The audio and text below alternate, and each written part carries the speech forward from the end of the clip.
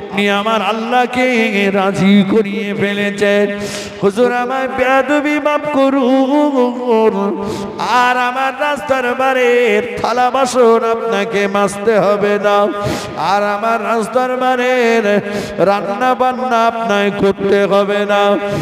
ও আমার মায়েরা, সম্রাট শাহজাহানের রাজদরবারে লুকিয়ে থাকা ওই বাপুরজির চোখ দিয়ে টপ টপ টপ টপ করে পানি গড়িয়ে যায়।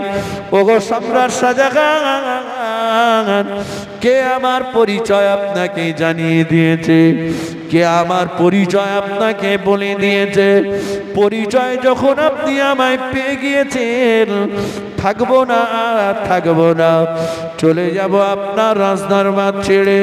তবে যাওয়ার আগে আর একটা ব্যক্তির পরিচয় আপনার কাছে দিয়ে যাব।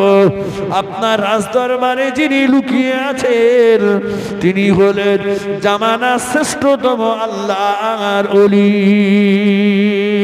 আর একটু জোরে বলেন সুবহানাল্লাহ।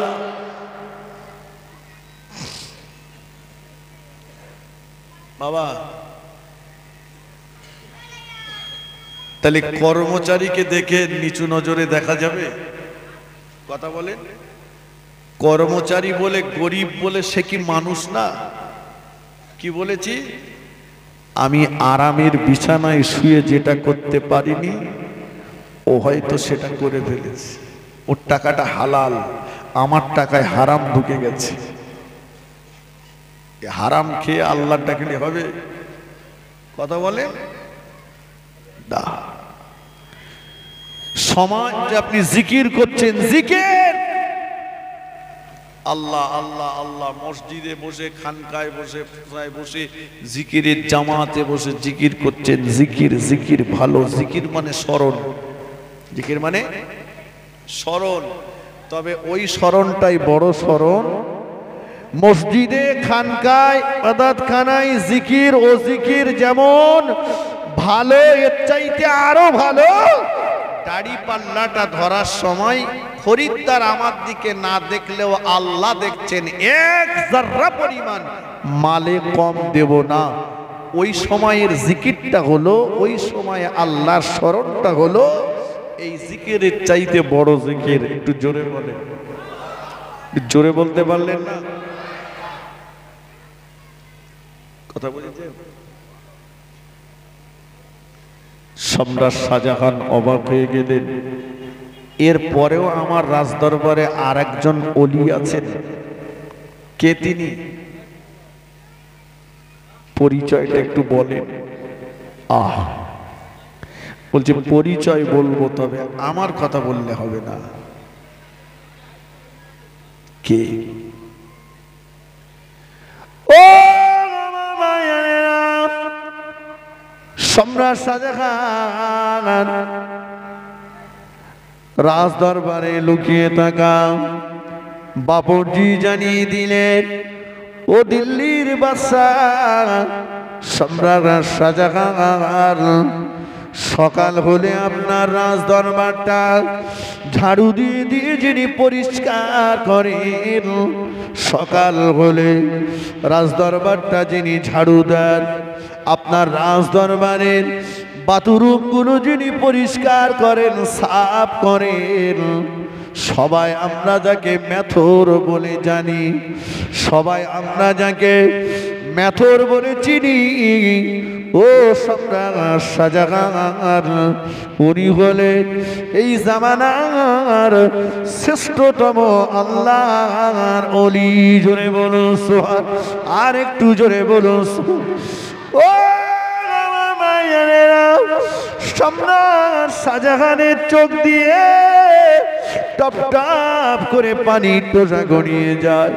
কি সর্বনাশ করলাম, কি সর্বনাশ করে ফেললাম।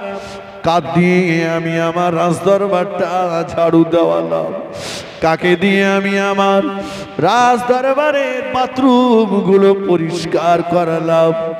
উনি যে আমার আল্লাহকে এতটা রাজি করেছে, উনি যে আমার আল্লাহকে এতটা খুশি করেছেন, যেটা আমি সম্রাট হয়েও করতে পারিনি, আমি দেশের বাদশাহ হয়েও করতে পারিনি।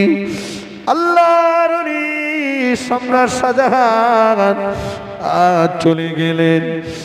আরে মেথরগিরির কাজ যিনি করেন, আল্লাহর ওলিকে নির্জন কক্ষে ডাকলেন, হুজুর আমার বেয়াদবি মাফ করে দিন, হুজুর আমার বেয়াদবি ক্ষমা করুন, আমি আপনাকে চিনতে পারিনি, না জেনে না বুঝে অনেক বেয়াদবি আপনার সঙ্গে করেছি, হুজুর আপনি আমায় মাফ করে দিন, ক্ষমা করে দিন, আপনার পরিচয় পেয়ে গেছি, আর কোনদিন সম্রাট শাহজাহানের রাজদরবার আপনার ঝাড়ু দিতে হবে না, আর কোনদিন কোন বাথরুম আপনার পরিষ্কার করতে হবে না। ওগো আল্লাহর ওলি, আমি বেয়াদবি করে ফেলেছি, আপনি আমায় মাফ করে দিন।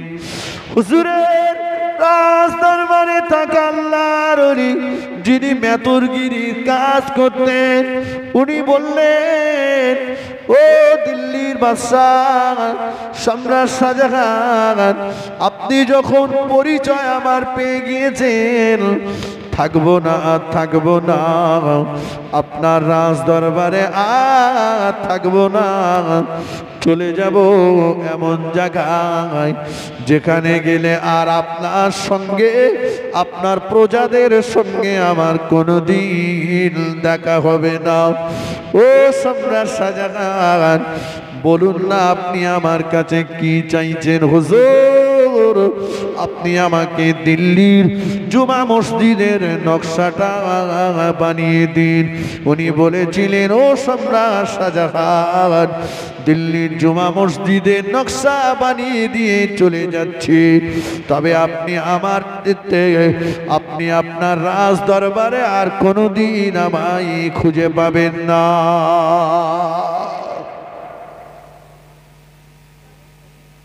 বাবা, এই কথাগুলো বলার একটাই উদ্দেশ্য হলো, তাহলে মেথডটাকে নিচু নজরে কথা বলেন দেখা যাবে না, কর্মচারীটাকে না, গরিব মানুষটাকে নিচু নজরে দেখো না, গরিব বলে তাকে তোচ্ছড় মোচ্ছড় করো না, যার কেউ নেই তার জোরে বলে মেম্বার আছে, মেম্বার আছে, আল্লাহ আছে। যে কোন অসহায় গরিব মানুষ যখন আল্লাহর কাছে হাত তোলে দোয়া চায়, তার ওই দোয়া আল্লাহর আরশে আজিমের মাঝখানে কোনো পর্দা থাকে না, ওই দোয়াটা আল্লাহ পাকের দরবারে জোরে বলে কবুল হয়ে যায়। তবে একটা কথা মনে রাখতে হবে, গরিব বলে নীতিভ্রষ্ট হলে হবে না। মাল বাড়ানোর জন্য, সম্পদ বাড়ানোর জন্য নীতিভ্রষ্ট হলে হবে না। আমার কথা বোঝা যাচ্ছে? শরিয়ত থেকে ধরুন, আমার রসুল গরিব ছিলেন, কিন্তু রসুলুল্লাহ ভ্রষ্ট হন। গরিব হয়েছেন তো কি হয়েছে, দুঃখ নাই। আল্লাহ নবী কয়েকদিন যাবত কিছুই খাওয়া হয় না। আল্লাহ নবীর পেটে 3টে পাথর বাঁধা। নবী আমার দিকে বার হলেন, বেটি ফাতেমা তুজ-জাহরা রাদিয়াল্লাহু তাআলা আনহার বাড়িতে গেলেন। ও মা ফাতেমা, ও বেটি ফাতেমা, তোমার বাড়িতে কি খাওয়ার কিছু আছে মা? ফাতেমা তুজ-জাহরা রাদিয়াল্লাহু তাআলা আনহা বললেন, আব্বা জান, কয়েকদিন যাবত আমার বাড়িতে খাওয়ার কিছুই নাই। আমি ফাতেমা অনাহারে। আব্বা জান, আমার 2 বেটা ইমাম হাসান হোসাইন অনাহারে। ও আমার আব্বা জান, আপনার জামাতা অনাহারে। দয়ার নবী আমার মদিনার নিতে ঘুরে বেড়ান, কোনো বাড়িতে কোনো কাজ পাওয়া যায় কিনা। কাজ একটা মিলল, ইহুদির বাড়িতে কুয়া থেকে পানি তুলে খেজুর বাগানে খেজুর গাছের গোড়ায় গোড়ায় দিতে হবে। আল্লাহ নবী রাজি হয়ে গেলেন। ও ভাই ইহুদি, কোথায় তোমার খেজুর বাগান, কোথায় তোমার কুয়া? ইহুদির বাচ্চা দেখিয়ে দিল, ওই যে খেজুর বাগানটা দেখতে পাওয়া যাচ্ছে, ওই বাগানের পাশেই রয়েছে কুয়া। ওই কুয়া থেকে পানি তুলে খেজুর বাগানে খেজুর গাছে গোড়ায় গোড়ায় দিতে হবে। আল্লাহ নবী টুকটুক করে মদিনার খেজুর বাগানের দিকে আগাতে লাগলেন। দয়ার নবী আমার যেই না মদিনার খেজুর বাগানের নিকটে পৌঁছে গেলেন, ওই বাগানে যত খেজুর গাছ ছিল সমস্ত খেজুর গাছগুলো আমার নবীকে দেখে সবাই তারা তাদের মাথাটা নিচু করে দিয়েছে। জোরে বলুন সুবহান, আর একটু জোরে বলেন সুবহান। আল্লাহ পাকের হুকুমে খেজুর গাছে জবান খুলে গেল, মারহাবা ইয়া রাসূলুল্লাহ, মারহাবা ইয়া হাবিবাল্লাহ। আল্লাহ নবী গো, আমরা মদিনার খেজুর গাছেরা আপনার পেটের ক্ষুধা জ্বালা, আপনার পেটের ক্ষুধার যন্ত্রণা আমরা মদিনার খেজুর গাছেরা সহ্য করতে পারি না। হুজুর, আমরা আমাদের খেজুর কাঁদিগুলো নিচু করে দিলাম, আপনি আমাদের কাঁদি থেকে খেজুর ছিঁড়ে ছিঁড়ে খান। আপনার পেটে ক্ষুধার জ্বালা, আপনার পেটের ক্ষুধার যন্ত্রণাটা আপনি নিবারণ করুন, তারপরেতে আপনি আমাদের গোড়ায় পানি দেবেন। আল্লাহ নবী ওই সময় বলেছিলেন, এ মদিনার খেজুর গাছেরা, এই বাগানের মালিক আমি আব্দুল্লাহর বেটা মুহাম্মদ নয়, এই বাগানের মালিক হলো অমুক ইহুদি। ওই ইহুদির বিনা অনুমতিতে আমি একটা খেজুরও খাবো না। আর একটু জোরে বলেন সুবহানাল্লাহ। বাবা, খেজুর গাছেরা মাথা নিচু করে দিয়েছে, রসুল বলছেন আমি কথা বলে খাবো না। কেন? এ বাগানের মালিক আমি নই। এটা যদি রসুল বলেন, রসুল গরিব ক্ষুধার্ত, তবে কি রসুল্লাহ নীতিভ্রষ্ট হয়েছেন? কথা বলেন। তাহলে আমি আমার গরিবী হালতটাকে কাটানোর জন্য কেন অন্যায় রাস্তায় পা বাড়াবো? কেন অন্যায় রাস্তায় যাব? কেন গরিবী হালতটাকে কাটানোর জন্য আমি গ্রুপ লোনের মতো একটা সুদের ব্যবসাতে জড়িয়ে যাব?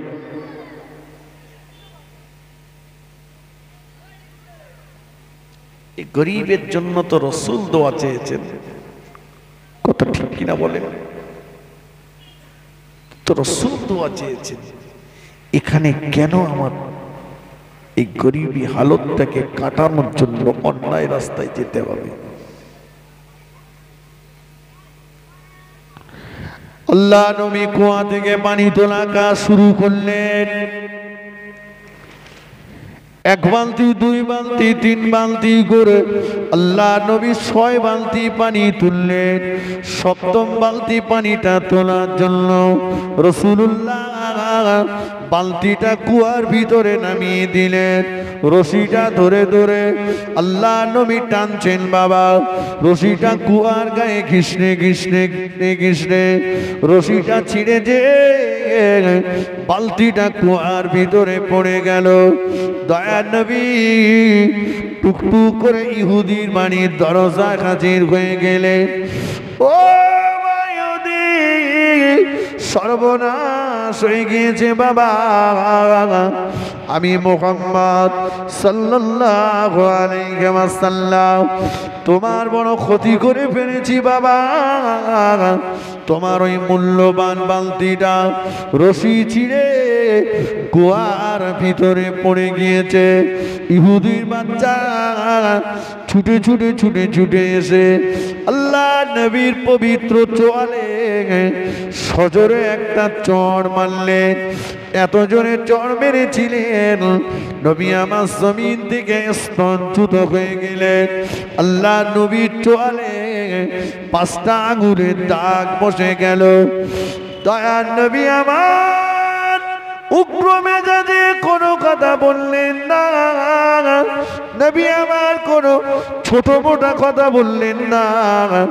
ইহুদির বাচ্চার হাতটাকে ধরে ফেললেন। হাতটাকে ধরে আল্লাহ নবী ইহুদির বাচ্চার হাতটাকে বারবার ডলে ডলে দিচ্ছেন। ও ভাই ইহুদি, আমার দিকে চেয়ে দেখো বাবা, কয়েকদিন যাবৎ আমার কিছুই খাওয়া হয় না। আমার পেটে 3টে পাথর বাঁধা, শরীরের গোস্তগুলো হাড়ের সঙ্গে জড়িয়ে গিয়েছে বাবা। ও ভাই ইহুদি, তুমি তোমার নরম হাত দিয়ে আমার হাড়ের উপরে মারলে বাবা, তোমার লাগেনি তো বাবা? তোমার কষ্ট হয়নি তো বাবা? লাগেনি তো বাবা? কষ্ট হয়নি তো বাবা? মারো মারো মারো, আর একটা চড় আমাকে মারো। বালতির দামটা দুনিয়ার জমিন থেকে শোধ করে নাও। কিয়ামতের ময়দানে এই বালতির জন্য নূতন করে যেন আমাকে আসামির কাঠগড়ায় দাঁড় করিও না। ইহুদির বাচ্চা হাতটাকে ছিনিয়ে নিয়ে ঘরের ভিতরে চলে গেল। দয়ার নবী চোখের পানি ফেলতে ফেলতে বাড়ির দিকে রওনা হয়ে গেলেন। বাবা, নবী গরিব, পরের বাড়ি কাজ করতে যে নবী মার খেয়েছেন, তাই তো নাকি? আহা, ইহুদির বাচ্চা বেশ কিছুক্ষণ পরে ঘরের ভিতর থেকে বাইরে বার হয়ে কুয়ার পাশে এসে দেখলো যে বালতিটা রশি ছিঁড়ে কুয়ার ভিতরে পড়ে গিয়েছিল, ওই বালতিটাই কুয়ার পাশে দাঁড় করানো আছে। জোরে বলব।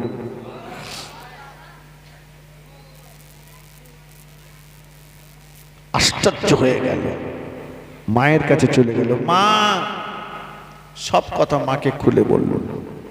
মা বলল, বেটা, কাকে মেরেছিস জানিস? উনি হচ্ছেন আখিরি জামানার নবী। যা, মাপ চেয়ে আয়, ক্ষমা চেয়ে আয়। ও আমার আম্মা জান, ও আমার আম্মা জান, যে হাত দিয়ে নবীর গানে চড় মেরেছি, ওই হাত নিয়ে আল্লাহ নবীর দরবারে যাব না। ইহুদির বাচ্চা ঘরের ভিতরে যে নাঙ্গা একটা তলোয়ার বার করে এনে হাতটাকে পাথরের উপরে রেখে অপর হাত দিয়ে হাতটাকে কেটে দ্বিখণ্ডিত করে ফেলল। কাটা হাতটাকে কাপড় জড়িয়ে নিয়ে আল্লাহ নবীর দরবারে হাজির হয়ে গেল। নবী আমার দয়ার নবী ইহুদির বাচ্চাকে দেখে বললেন, বা ইহুদি, ও বা ইহুদি, যাও বাবা, চলে যাও, আমি তোমাকে মাফ করব না, আমি তোমাকে ক্ষমা করব না। কি সর্বনাশ তুমি করলে বাবা, কি সর্বনাশ করলে বাবা। যাও বাবা ইহুদি, যতক্ষণ পর্যন্ত কাটা হাত থেকে আমার দরবারে না নিয়ে আসবে, আমি রাসূলুল্লাহ তোমায় মাফ করব না। ইহুদির বাচ্চা ছুটে ছুটে ছুটে ছুটে বাড়িতে যে কাটা হাতটাকে নিয়ে আল্লাহ নবী দরবারে হাজির হয়ে গেল। নবী আমার দয়ার নবী হাতটাকে হাতের পাশে দিয়ে বললেন, ওরে হাত, আল্লাহর হুকুমে জোড়া লেগে যাও। হাতটা জোড়া লেগে গেল। আল্লাহ নবী বললেন, যাও বাবা ইহুদি, আমি রাসূলুল্লাহ আল্লাহর রাস্তায় তোমাকে ক্ষমা করে দিলাম।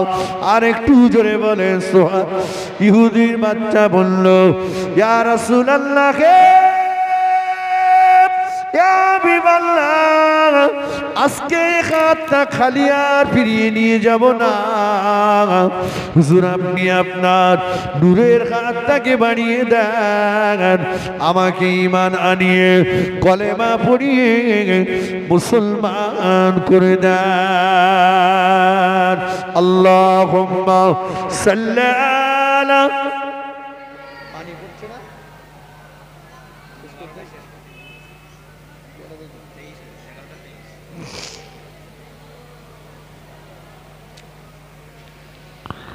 खूब मोहब्बत अल्लाहुम्मा सल्ली अला।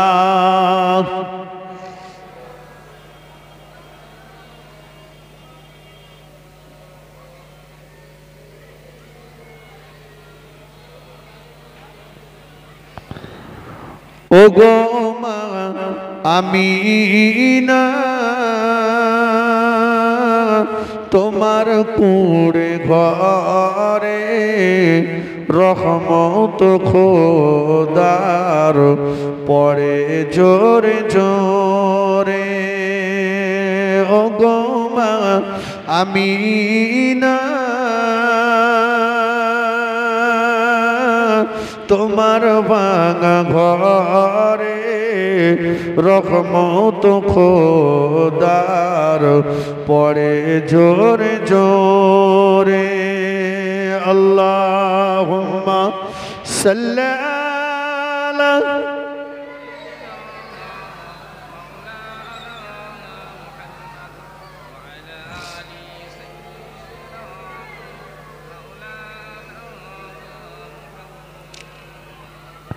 দোলে শিশু নবীজি আমিনার আঙিনায় কি ফুল ফোটালেন খোদা আব্দুল্লাহর ওই বাগিচায়। সেই ফুলেরই খুশবুতে আজ জগৎ গেল ভোরে রহমত খোদার পড়ে জোরে জোরে। ও গো মা আমিনা তোমার কুড়ে ঘরে রহমত খোদার পড়ে জোরে জোরে। আল্লাহুম্মা সাল্লি আলা।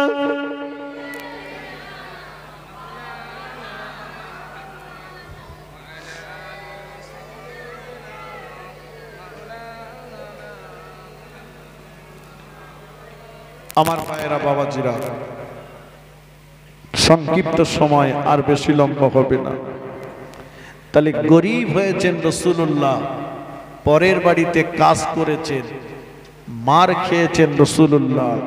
রাসূল কিন্তু নীতিভ্রষ্ট হননি, কথা ঠিক কিনা বলে, অন্যায় রাস্তায় পা বাড়াননি।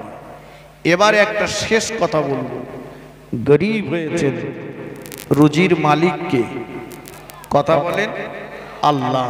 আপনি নামাজকে বাদ দিয়ে যত টাকাই উপার্জন করেন আপনার সংসারে বরকত হবে না, হবে না, হবে না। আপনি টোটো কিনেছেন কি অটো কিনেছেন কি আপনি দোকানের মালিক হয়েছেন, এটা আপনাকে মনে রাখা দরকার। যেই দোকানের মালিক আমি নই, মালিককে জোরে বলেন। টোটোর মালিক আমি নই, মালিককে আল্লাহ। টোটোর মালিক আল্লাহ, দোকানের মালিক আল্লাহ, গাড়ির মালিক আল্লাহ, আমার জমি জায়গা সবকিছুর মালিক হচ্ছেন আল্লাহ, আমাকে সন্তান দিয়েছেন আল্লাহ, কেড়ে নেবেন আল্লাহ। যখনই আমি এ কথাটা ভাববো যে সব আল্লাহর, আমি শুধু ভোগ দখল করছি। কথা বুঝেননি? এ বাড়িটা আল্লাহর, আমাকে ভোগ দখল করতে আল্লাহ দিয়েছেন। জি, গাড়িটা আল্লাহর, আমাকে ভোগ দখল করতে আল্লাহ দিয়েছেন। দোকানটা আল্লাহর, ভোগ দখল করতে আল্লাহ আমাকে দিয়েছেন। যখন এটা ভাববো যে মূল মালিক আল্লাহ, আমি শুধু ভোগ দখল করছি, তখন কিন্তু আজান হলে দোকান ছেড়ে মসজিদে যাব। ঠিক কিনা বলেন? যত প্যাসেঞ্জারই থাক, তখন বলবো আজান হয়েছে, আর না নামাজ পড়বো তার। কারণ এ টোটোর মালিক তো আমি নই, মালিক আল্লাহ। নামাজ পড়তে যদি না যায়, গাড়ি আল্লাহ আমার কাছ থেকে কেড়ে নেবে। কি কোনো বিপদ দিয়ে আল্লাহ গাড়িটা আমার থেকে দূর করে দেবে। বাড়ির মালিক আল্লাহ। আজান হয়েছে, নামাজ যদি পড়তে না যাই, আল্লাহ ইচ্ছা করলে বাড়ি থেকে আমাকে সারা জীবন হসপিটালে শুইয়ে রাখবে। ঠিক কিনা বলেন? জি, দোকানের মালিক আল্লাহ। আজান হয়েছে, নামাজ যদি না পড়তে যাই, কত লোককে আল্লাহ কত টাকা দিয়েছিল কেড়ে নিয়েছে, আল্লাহ আমার কাছ থেকেও দোকান কেড়ে নেবে। এটা যখন মনে হবে, নামাজ পড়তে যাব না, একটু কথা বলেন, যাব। কিন্তু সর্বনাশ কি জানেন? আমরা সব ভেবেছি সব আমার, সব আমার আমার আমার আমার যত ভেবেছি, আমার যত ভাববো তত কষ্ট। জি, থাকলেও বিপদ, না থাকলেও বিপদ। কেমন? থাকলে আল্লাহ বলা, আর যখনই হারিয়ে যাবে এত কষ্ট হবে। যখনই আমার ভাববো, ওটা হারিয়ে গেলে কিন্তু বেশি কষ্ট হবে। ঠিক কিনা বলেন? সহ্য করতে না পারলে স্ট্রোক হয়ে যাবে। আর যদি ভাবি আল্লাহর, আমি শুধু ভোগ দখল করছি, হারালে কিন্তু আগের মতো কষ্ট হবে না।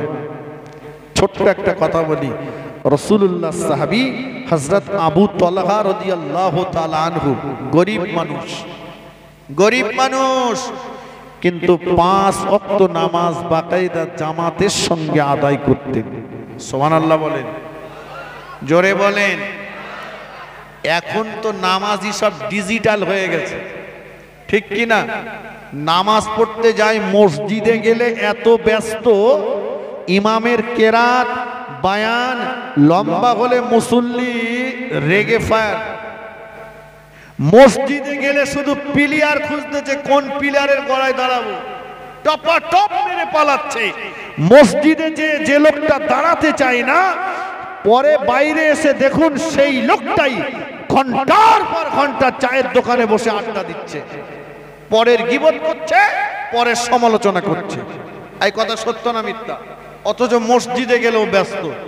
আর এখন কিছু ডিজিটাল নামাজি, এই যুবক ছেলেরা শুক্রবারে যায়, সারা সপ্তাহে যায় না, শুক্রবারে যায়, ছেঁড়া দুটো চটি পায়ে দিয়ে যায়, 2 রাকাত পড়েই ভালো দুটো নে পালায়। কথা বুঝেননি? 2 রাকাত পড়েই পালাচ্ছে, 2 রাকাত পড়ে পিছন দিকে চেয়ে দেখেন সব হাওয়া। কেন রে? বাকিগুলো মাপ। শোনো, একবার কি ভেবেছেন আমি আপনি যে বয়সে দাঁড়িয়ে আছি, আমার চাইতে কত কম বয়সী ছেলেরা চলে গেছে? এই ঠিক কিনা বলেন? আমার চাইতে কত কম বয়সী ছেলেরা চলে গেছে। কত ছোট্ট বাচ্চা সদ্য মায়ের গর্ভ থেকে দুনিয়ায় ভূমিষ্ঠ হয়েছে, আল্লাহ ডেকে নিয়েছে, চলে গেছে। আব্বা মা দাদা দাদি নানা নানি সবাই বেঁচে আছে। কত সত্য না মিথ্যা?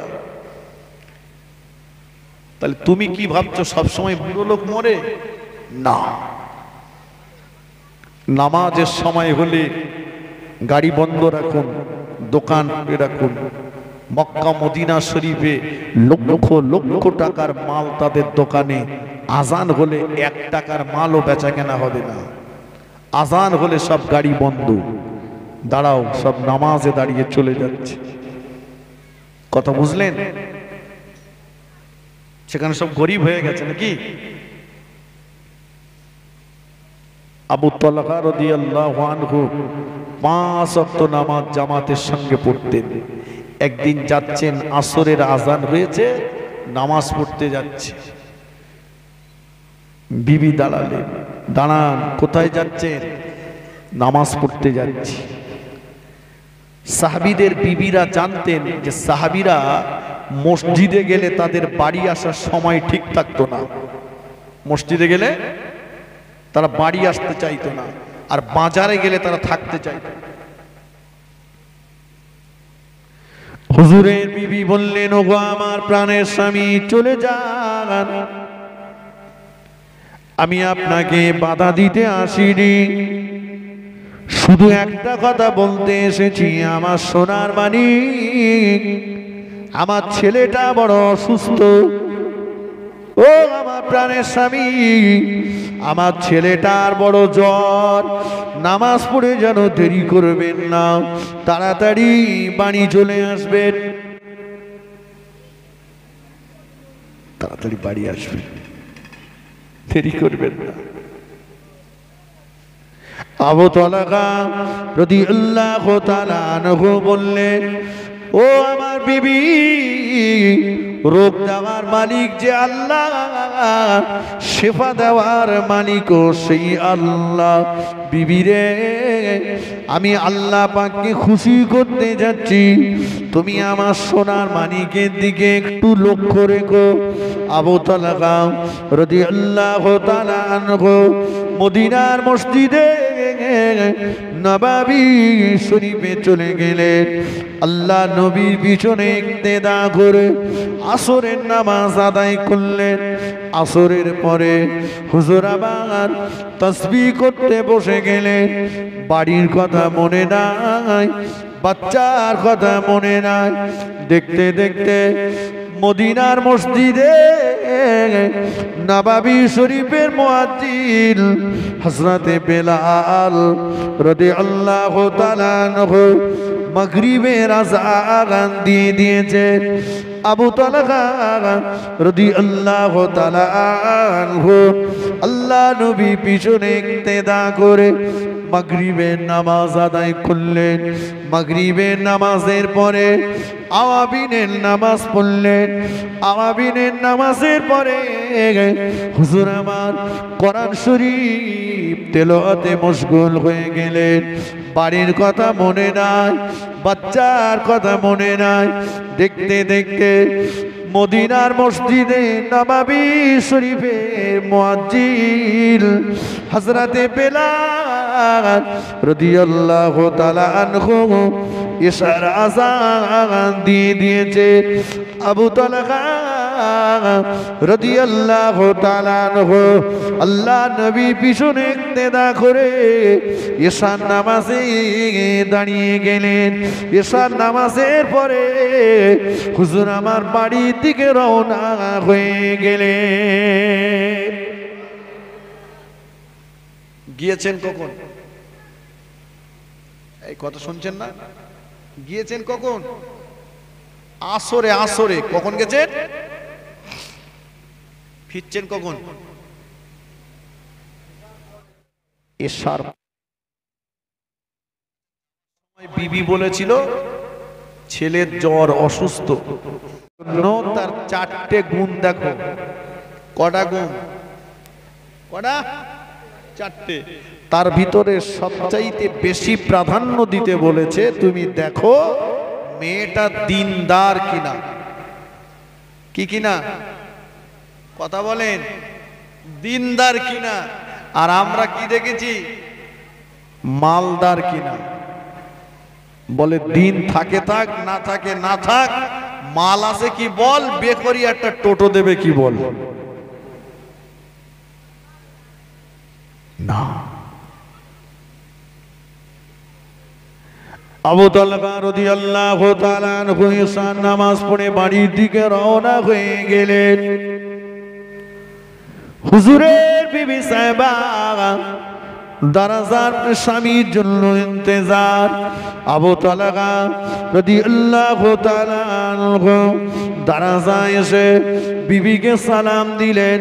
হুজুরের বিবি সাহেবা সালামের জবাব দিলেন, দরজাখানা খুলে দিলেন, দরজাখানা খুলে দিলেন।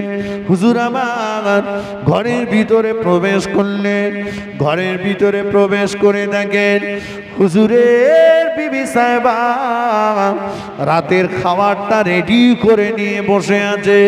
ওগো আমার প্রাণের স্বামী, চলে আসুন, নিজে হাতে করে রাতের খাবারটা আপনাকে খাইয়ে দেব।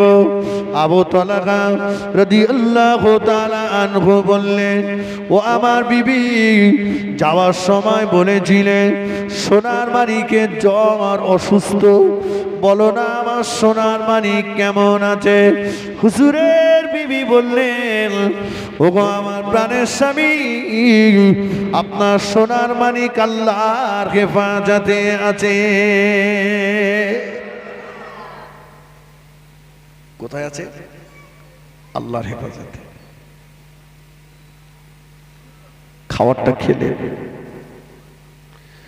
ও আমার প্রাণের স্বামী, সারাদিন আপনার সেবা করার সুযোগ পাই না, চলে আসুন, আপনি একটু আরামের বিছানাতে আরাম করুন, আমি একটু আপনার সেবা করি। আবু তালহা রাদিয়াল্লাহু তাআলা আনহু আরামের বিছানায় আরাম করলেন। হুজুরের বিবি সাহেবা হুজুরের সেবা করতে লাগলেন। হুজুর আবার তন্দ্রচ্ছন্ন হয়ে গেলেন, ঘুমিয়ে পড়লেন। হুজুরের বিবি সাহেবা হুজুরের বালিশে মাথা রেখে শয়ন করলেন, উনিও ঘুমিয়ে গেলেন। দেখতে দেখতে দেখতে দেখতে রাত পার হয়ে গেল। মদিনার মসজিদে নববীর মুয়াজ্জিন হযরতে বেলাল রাদিয়াল্লাহু তাআলা আনহু আযান দিয়েছেন, আসসালাতু খায়রুম মিনান নাওম। ঘুম ভেঙে গেল। আবু তালহা রাদিয়াল্লাহু তাআলা আনহু ওযু করে নিয়ে রেডি হচ্ছেন, মদিনার মসজিদে নববী শরীফে ফজরের নামাজ পড়তে যাবেন।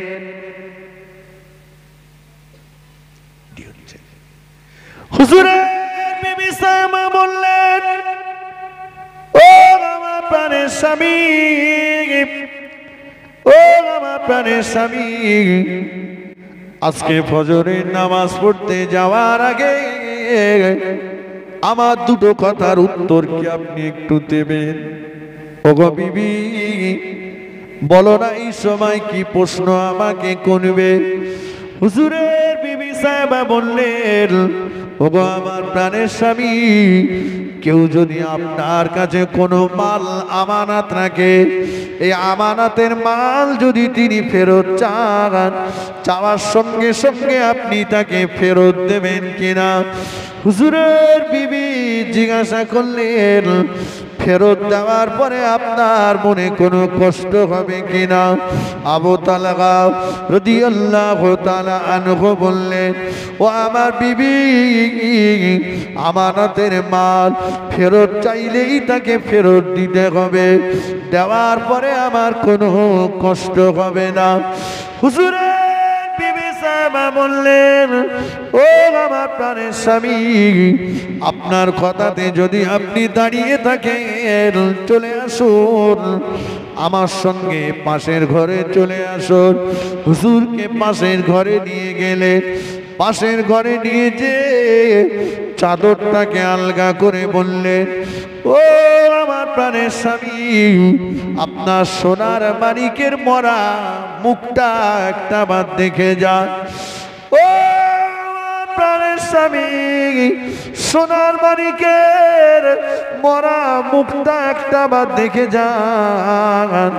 গতকাল আপনি যখন নামাজ পড়তে গিয়েছিলেন, আমার সোনার মানিক ইন্তেকাল করেছে। আমি ওর জনম দুঃখিনী মা নিজে হাতে গোসল দিয়ে চাদরটা মুড়ি দিয়ে আপনার জন্য ইন্তজার করছি। হুজুরের চোখ দিয়ে টপ টপ করে পানির টোটা গড়িয়ে যায়। ওগো বিবি, তুমি যে আমায় বলেছিলে আমার সোনার মানিক আল্লাহর হেফাজতে আছে, ও আমার প্রাণের স্বামী, মিথ্যা কথা তো আপনাকে বলিনি। সোনার মানিক আল্লাহর হেফাজতে আছে, কাঁদবেন না। ওগো প্রাণের স্বামী, কাঁদবেন না।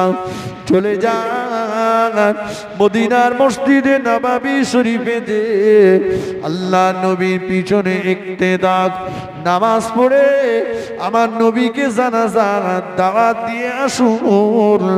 আমার নবী যেন এসে আমার সোনার মানিকের জানাজা পড়ে।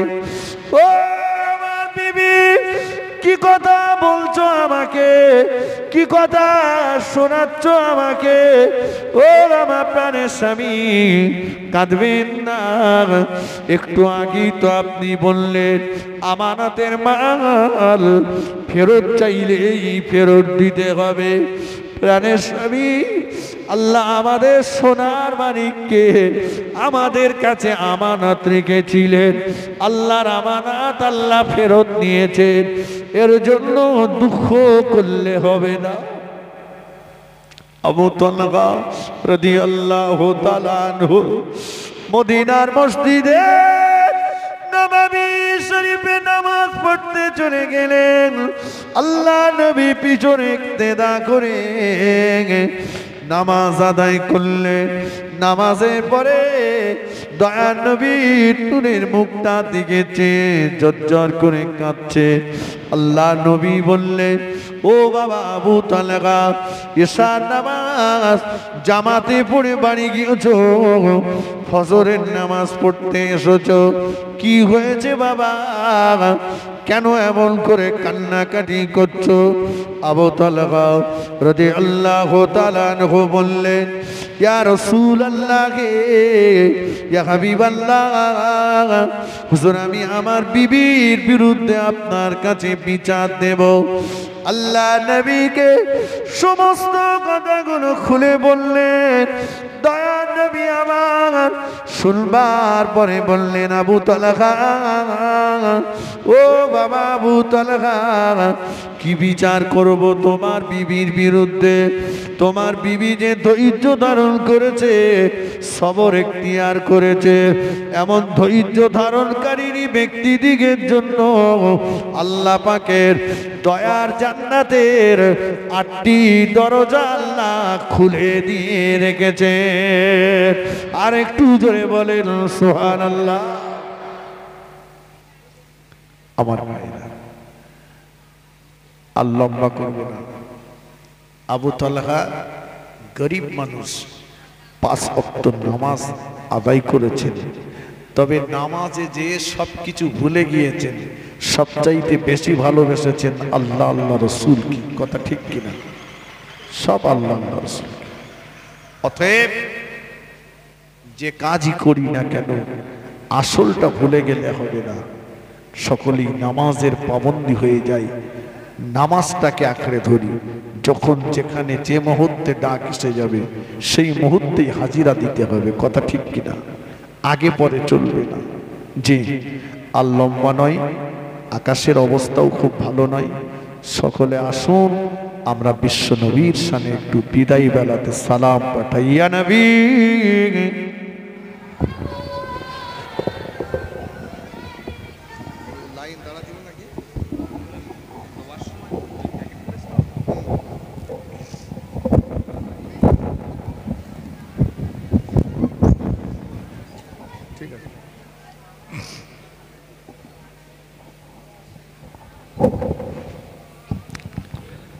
طلع البدر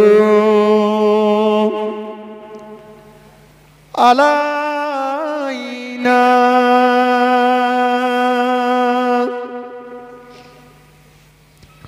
من ثنية البداء وجب الشكر علينا مدى لله هدائي يا نبي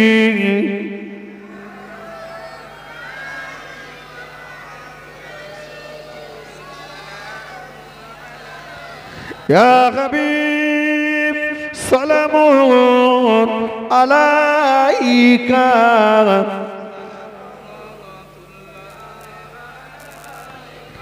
ও নবী মোরা যে দিওয়ানা আপনি যে মোদের ঠিকানা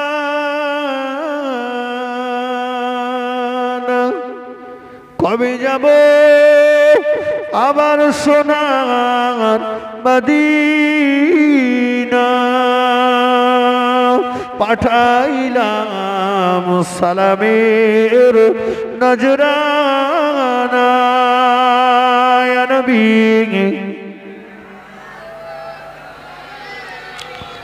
ইয়া রাসূল সালামুন আলাইকা ইয়া হাবিব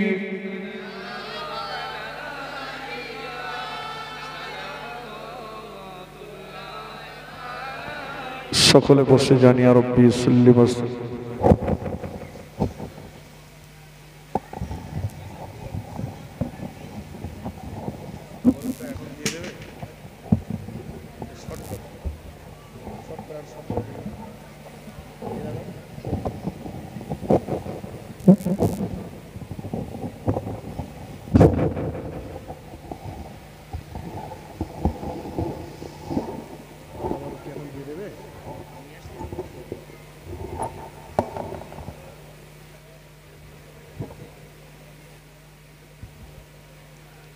দোয়া হবে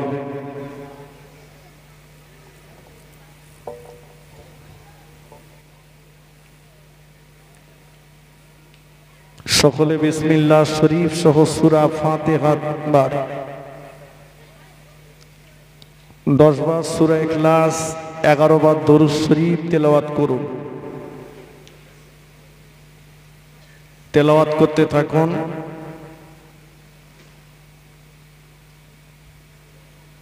আমি অধম গুনাহগার আপনাদের কাছে এসেছি আপনাদের এই মসজিদের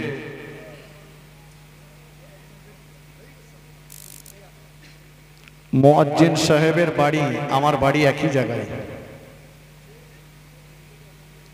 অধমের দ্বারা একটি এতিমখানা মাদ্রাসা পরিচালিত হয় অনেকেই আপনারা আমাকে চেনেন অনেকগুলো দুস্থ এতিম অসহায় মাহারা বাপারা বাচ্চা আছে হাফিজি মাওলানা দুটো বিভাগ চলছে প্রতি বছর 26 ও 27 মাঘ মাদ্রাসার বাৎসরিক ইসালে সওয়াব